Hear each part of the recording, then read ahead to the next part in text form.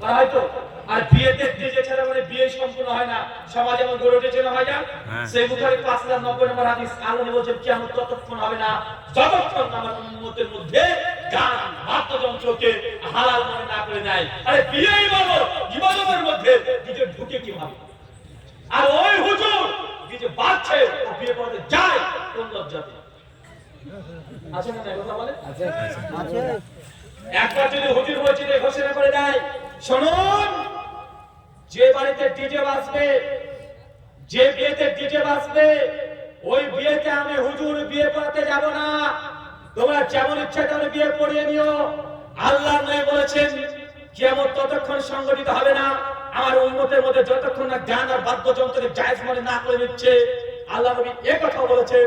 আব্দুল্লাহ ইবনে ওমর রাদিয়াল্লাহু আনহু বলেন, একদিন আল্লাহ রাসূলের সঙ্গে আমি সফরে ছিলাম, নবীর সঙ্গে রাত্রে চলাচল করছি, হঠাৎ করে দেখছি কিছু গান বাদ্যযন্ত্র বাজতে শুরু করেছে। আল্লাহ নবী কানের মধ্যে আঙ্গুল পুরে দিয়েছেন। সঙ্গে সঙ্গে কিছুক্ষণ যাওয়ার পরে বলছে, সাহাবীকে ডাকছে যে সাহাবী আমার, সাহাবী বলছে লাব্বাইক ইয়া রাসূলুল্লাহ। আল্লাহ নবী বলেন কি বলতে যাচ্ছেন? আল্লাহ নবী বলছেন তুমি কি এখন কিছু শুনতে পাচ্ছ? সাহাবী বলছে জি নবী আপনি শুনতে পাচ্ছি। নবী কানের মধ্যে আঙ্গুল পুরে রেখেছে, আরেকটু চলে যায়, আবার দেখছে সাহাবীকে, সাহাবী বলছে লাব্বাইক ইয়া রাসূলুল্লাহ। আল্লাহ নবী বলুন আমি বলছি কি বলতে যাচ্ছেন? নবী বলছেন তুমি কি এখন গান শুনতে পাচ্ছ? বলছে পাচ্ছি। নবী এখন কানে আঙ্গুল দিয়ে আছেন। যখন বলছে নবী আর শোনা যায় না, নবী কান থেকে আঙ্গুলটা নামিয়ে দিয়েছেন। নবী গান আর বাদ্যযন্ত্র শুনলেই কানে আঙ্গুল দিত। আর আপনার বিয়েতে ডিজে ছাড়া বিয়ে হয় না। এটা মুসলমান না হিন্দুর বিয়ে? হিন্দু। তার বিয়েটা বিয়ে করা ইবাদত। নবী বলছে আপনি দেখে আশিকের রাসূল, রাসূলকে দেখে ভালোবাসেন, মহব্বত করেন। নবী যে নিকাহ মিনাস সুন্নাতি, বিয়ে করা আমার সুন্নাত, দাড়ি রাখা যেমন নবীর সুন্নাত, টাকার নিচে কাপড় পরা যেমন সুন্নাত, পাঞ্জাবি পায়জামা সুব্বা হাব্বাল খেলনা ঢিলা পোশাক পরা এটা যেমন সুন্নাত। নবী তো অনেক সুন্নাতের কথা শুনেছেন, বিয়ে করা নবীর সুন্নাত। এই সুন্নাতের মধ্যে ইহুদি খ্রিস্টানের কৃষ্টি কালচার কিভাবে আপনার বিয়েতে প্রবেশ করলো? যে গান শুনলে নবী কানে আঙ্গুল দিত, সে গান বাজে মেয়ের বিয়ে দিচ্ছেন। তো আপনার বিয়েতে প্রথমে যদি আল্লাহকে নারাজ করে মেয়েকে যদি শ্বশুর বাড়ি পাঠিয়ে দেন, তো আপনার মেয়ে ডিভোর্স হবে না? তো আমার মেয়ে ডিভোর্স হবে নাকি? আপনার মেয়ের উপর অত্যাচার হবে না তো কার মেয়ের উপর হবে? আপনি তো আগেই বিয়েটা আল্লাহকে নারাজ করে দিয়েছেন। মেয়েটা যাচ্ছে একটা অপরিচিত জায়গায়, যেখানে কাউকে চেনে না, ওই স্বামীকেও চেনে না, মাত্র এক ঝলক থেকে বিয়েতে সম্মতি দিয়েছে। সেই বাড়িতে চলে যাচ্ছে, মেয়েটা তিনটে ননদ আছে, তাকেও চেনে না, বোন বলতে হবে এখন, লোকটাকে এখন স্বামী বলতে হবে, ওই লোকটার বাপটাকে বাপ বলতে হবে, মাটাকে মা বলতে হবে, সবার মন রক্ষা করে চলতে হবে। একটু যদি 19-20 হয়ে যায় তাহলে শাশুড়ি বলতো খুব খারাপ, বোন বলবে ভাই ভাবি খুবই খারাপ, আমার সঙ্গে এই করেছে ওই করেছে। 19-20 হওয়ার জন্য এত বড় একটা ধরনধর জায়গাতে চলে যাচ্ছে, স্পর্শকাতর জায়গা চলে যাচ্ছে। কিন্তু আপনার মেয়ের বিয়েটা দিচ্ছেন আল্লাহকে নারাজ করে, তো এই মেয়েটার উপরে নির্যাতন হবে না তো কার উপরে হবে? আল্লাহর নবী গান বাদ্যযন্ত্র শুনলে কানে আঙুল দিতেন, আর আপনার ছেলে চাচা কানে হেডফোন দিয়ে গান সব সময় শুনে। একদম উল্টো না? নবী গান শুনবে না, কানে আঙুল দিতেন। আর আপনার ছেলে আপনার মেয়ে কি করে? কানে হেডফোন দিয়ে ডিজে একদম 20-30টা পরিকল্পিত ভাবে সব সময় কানে দিয়ে বসে আছে। এটা আশিকের রাসূল? হ্যাঁ, এটা আশিকের রাসূল?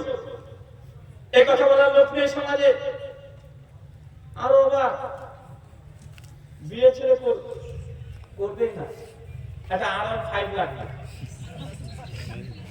1.5 লাখ টাকা নগদ ক্যাশ লাগবে। ফকিরের বাচ্চা বিয়ে করতে এসেছে, আছে না ভাইজান? বলছে ঘর সাজিয়ে দিতে হবে। এ কত বড় কাপুরুষ, নির্লজ্জ!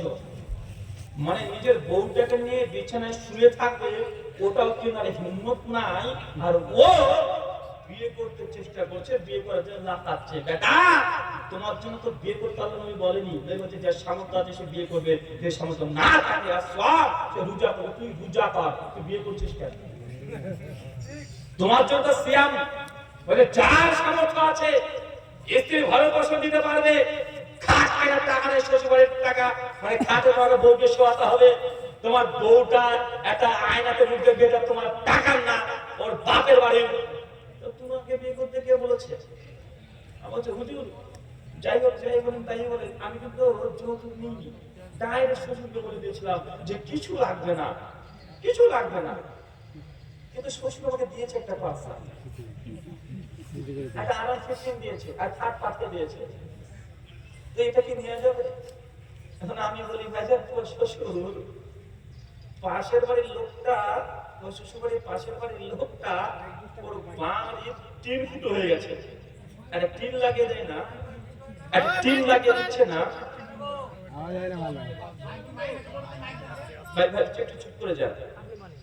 পাশের বাড়ির মানুষ যদি না খেতেও পায়, তোমার শ্বশুর ঘুরে তাকায় না, তোমাকে পার্সাল দেয় মানে কি?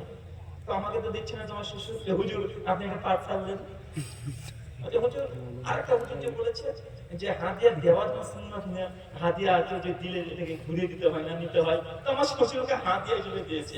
আমি বলি যে ভাইজান, তোমাকে যদি তোমার শ্বশুর যদি হাদিয়া হিসাবে একটা আরন 15 দেয়, তোমার শ্বশুর তো দেখি সাইকেলে ঘোরাঘুরি করে, কালকে শরীরে গিয়ে একটা সুপার স্প্লেন্ডার কিনে শ্বশুরকে বলবো, বাপ আপনার জন্য এটা কিনে নিয়েছি, শ্বশুরকে একটা দিয়ে দেবো। হ্যাঁ, তোমার শ্বশুর থাকে না, ওর নিচে শুয়ে থাকে, ভাঙা চৌকি করে শুয়ে থাকে, আর তোমাকে 65,000 টাকা খাট দিয়েছে, মানে কালকে শ্বশুর বাড়িতে যেন একটা 35,000 টাকার হলেও খাট যেন শ্বশুর আর শাশুড়িকে দিয়ে আসবে, যা বা মা আপনি ওকে হাতে দিয়েছেন, আমি হাতে দিয়েছি, এই দিন হাতিয়া পারবা তো? মুখটা কালো হয়ে বসে থাকে তার। ও বলছে শুধু হাতিয়া দিয়েছে, আরে বেটা হাতিয়া দেওয়া যাবে সুন্দর, নেওয়া তো সুন্দর, কিন্তু এগুলো সবই ঠিক আছে। হুজুর এই দিয়ে পড়ায় কিভাবে? হুজুর নিজেই লিখছে যে একটা আগার 50 নগদ 1.5 লাখ টাকা, 5 ভরি সোনা, বাকিটা 50,000 টাকা। হুজুর জানে না যেগুলো যৌতুক হচ্ছে এগুলো হারাম, এই হারাম বিয়ের সাক্ষী হচ্ছে, হুজুর জানে না? জানে। কিন্তু কেন দিয়েছে? এই যে বিয়ে শেষে 5 লাখ টাকা হবে, বিয়ে শেষে কি পাবে কথা বলে? 5,000 টাকা পাবে। এখন এই 5,000 টাকা দুই চারটা কথা বলে ফালতু 5,000 টাকা আমি লস করবো কেন রে বাবা? তো যাই ইচ্ছা তুই ডিজে বাজা, তুই যৌতুক নে, তুই বিষ খেয়ে মরে যা, আমার দরকার নাই, আমার তো 5,000 টাকা চাই। সমস্যা হচ্ছে নাকি? ঠিক আছে, সমস্যা নেই ভাই, শোনা যাচ্ছে না? আর কে কে শুনতে পাচ্ছেন? হাত তোলেন তো বাজান। শোনাইছে মানে মাইক দূরে। একটু আসলে সাউন্ড সিস্টেম ঠিক আছে, ইলেকট্রিসিটির প্রবলেম আছে, সমস্যা নেই। তো সবার শুধু আপনি যে কথা বলছিলাম, চাচা বলে যে জাহান্নাম কি দিয়ে ঘেরা? দুটো জিনিস বাইরে নিয়ে যাবেন। এক, জান্নাত ঘেরা আছে নিয়ম নীতি দুঃখ কষ্ট দিয়ে।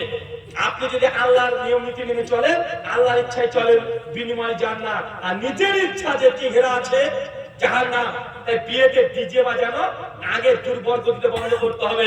এলাকার যুব সমাজ তরুণ সমাজকে একজোট বেঁধে চলে যেতে হবে যে ডিজে যদি এই আমাদের এলাকাতে বাজে, তাহলে এই বিয়েতে আমরা অংশগ্রহণ করবো না, বিয়েতে কোনো কাজ করবো না, এবং বিয়েতে মসজিদ থেকে বয়কট করতে হবে।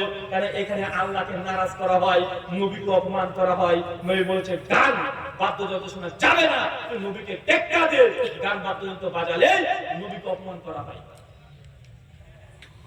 আচ্ছা, আপনাদেরকে যখন বিয়ে হয়, বিয়ের 2 দিন বা 1 দিন আগে গায়ে হলুদ মাখায়, মানে মেয়েটা থাকবে অর্ধ উলঙ্গ অবস্থাতে, হলুদ শাড়ি পরিয়ে দিবে, আর কলতলাতে নিয়ে গিয়ে টিউবওয়েলে পাড়ে গিয়ে নিয়ে গিয়ে সব হলুদ মাখাবে, আর ছেলেরা একদম কালো কালো মোবাইল গুলো নিয়ে সব ভিডিও করবে। ময়না ভাইয়া, আচ্ছা চাচা, মেয়ের বয়স 22 হয়ে গেছে, বিয়ের আগের দিন গোটা পাড়া ছেলে মেয়ে এসে আপনার মেয়েকে হলুদ মাখাচ্ছে, আপনি মাখান না কেন আপনার মেয়েকে? আপনার এই 22-24 বছরের যুবতী মেয়ে, এই মেয়েটির গায়ে আপনি ডলে ডলে হলুদ মাখাতে পারবেন? কেন পারবেন না? কেন আপনার লজ্জা? আপনি যে পাড়ার মানুষকে ছেড়ে দিচ্ছেন মেয়েটা গায়ে হলুদ দেওয়ার জন্য। সুনান আবু দাউদ 465 নম্বর হাদিস, আল্লাহ বলছে ছেলের বয়স যদি 10 বছর হয়ে যায়, 2 ভাইয়ের যদি বয়স যদি 10 হয়ে যায়, এক বিছানার নিচে ঘুমাতে পারবে না, এক চাদরের নিচে ঘুমানো জায়েজ নয়, দুটো আলাদা আলাদা চাদর দিয়ে দিতে হবে। 2 আপন ভাই, মায়ের পেটের ভাই, বয়স যদি 10 হয়ে যায়, এক চাদরের নিচে ঘুমানো জায়েজ নয়, আলাদা আলাদা চাদর দিয়ে দিতে হবে। কেন? কারণ এই 10 বছরের ছেলেরা এখন মোটামুটি তার মধ্যে যৌনতা, উত্তেজনা এগুলো কাজ করতে পারে। এখন এই ঘুমের মধ্যে শয়তানের সেই অবস্থা দিয়ে দুই ভাইয়ের সঙ্গে নোংরা সম্পর্ক করে দিতে পারে কি পারে না? পারে। এই জন্য তো আপনি দেখছেন যে সমকামিতা দিন দিন বাড়ছে, ছেলে ছেলেকে বিয়ে করছে, মেয়ে মেয়েকে বিয়ে করছে। আর ছেলে ও বলছে আব্বা আমি বিয়ে করবো ছেলেকে। ভাই দেখতে পাচ্ছেন না ভাইজান? যারা যুবক আছেন তরুণ আছেন তারা জানেন এই যে ট্রান্সজেন্ডার ইস্যু চলছে না, লেসবিয়ান, গে, এলজিবিটিকিউ এর যতগুলো সেক্টর আছে এগুলো কাজ কি? মানে ছেলে